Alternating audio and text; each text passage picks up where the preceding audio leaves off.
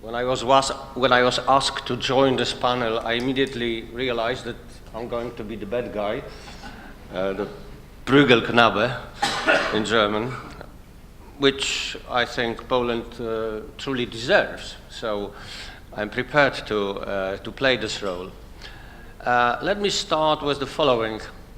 There is no or very little correlation between the number of immigrants or refugees and terror. Well, there is no correlation between the number of immigrants and the political atmosphere around the issue, and the case of Poland proves it very well. We have no recent immigrants, although our Prime Minister has pronounced publicly that we have 1 million Ukrainian refugees, which is nonsense, of course. They are seasonal workers.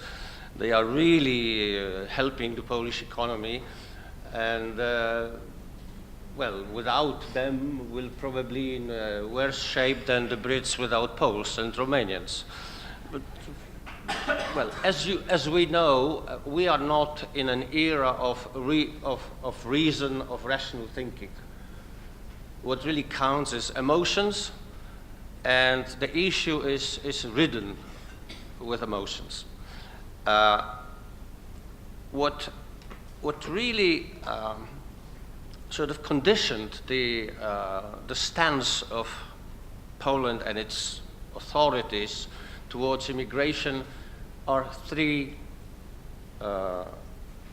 factors. Number one, the numbers. Well, in 2016, we were all sort of overwhelmed by the numbers. Second, it's the Islamic terrorism. It may not be correlated, but it was there. And the third is the emergence of radical right-wing populism in Poland. We in Europe, we know left-wing populism. Also in Greece, you know what it is. And it's mainly anti-capitalist. Right-wing populism. Well, we have never had left-wing populism in Poland. We had institutionalized left-wing populism, if you prefer. But right-wing populism, something like this never happened. This time, we have a clearly right-wing populist government, and what is characteristic for this kind of populism is to be against aliens, against people that are different. In fact, Poland had some waves of immigration in the recent past. For example, at the early transition in the 90s, we realized we had like about 70,000 of, you would be surprised, Vietnamese, out of nowhere. They have integrated fantastically, although there is a big cultural distance between us and them. But they are very laborious people. They have integrated. They are doing extremely well economically, and they don't bother anyone. Then we had a wave of Chechens. Well, this is different. Chechens are Muslims, and many Chechens are among the most combative parts of Islamic movement. And again, there was no problem. We accepted up to 90,000, up to 100 Chechens at the beginning of the last decade, of the former decade, and there was no problem. Well, most of them simply evaporated. They moved to Germany or to the United States. They didn't want to stay in Poland. And we were not afraid of accepting radical Muslims. Well, maybe because they were the foes of our foes, so to say. So they were anti-Russian. Well, so by definition, we started to love them. But this was not a problem. Well, what is now the problem?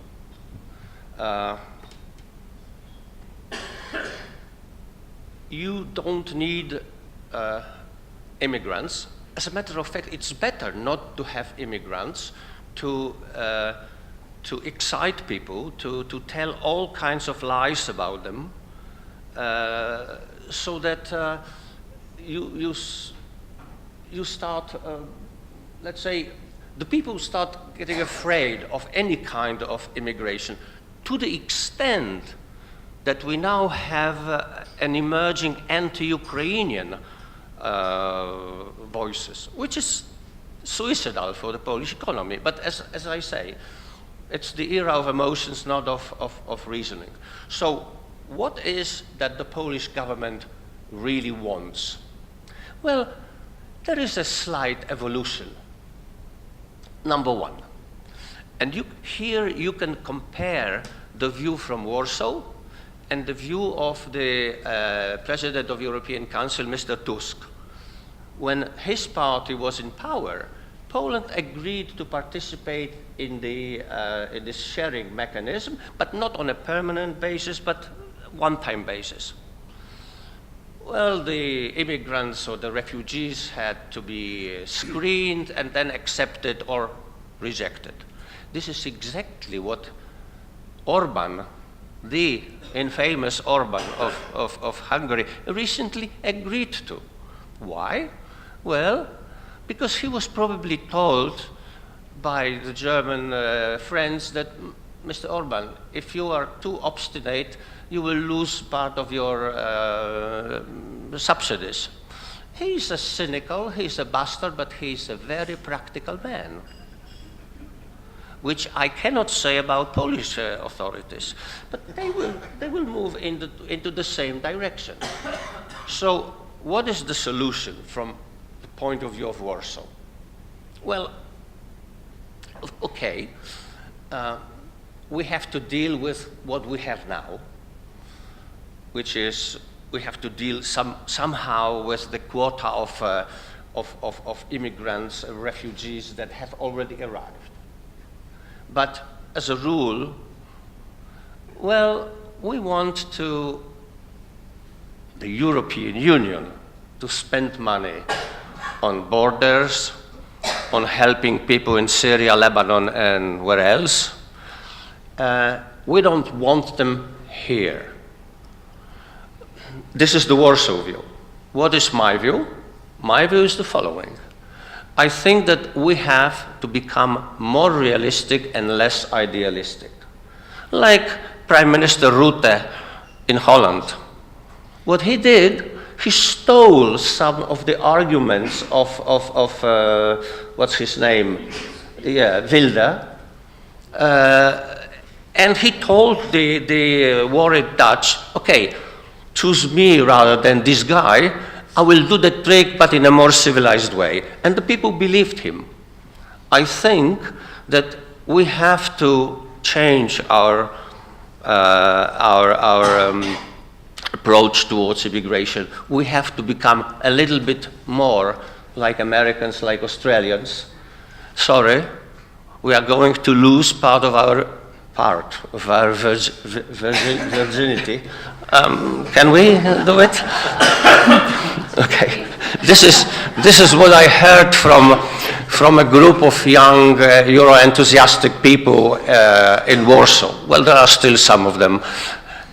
When I told them, we have to transform Europe a little bit into Europe as a fortress. What?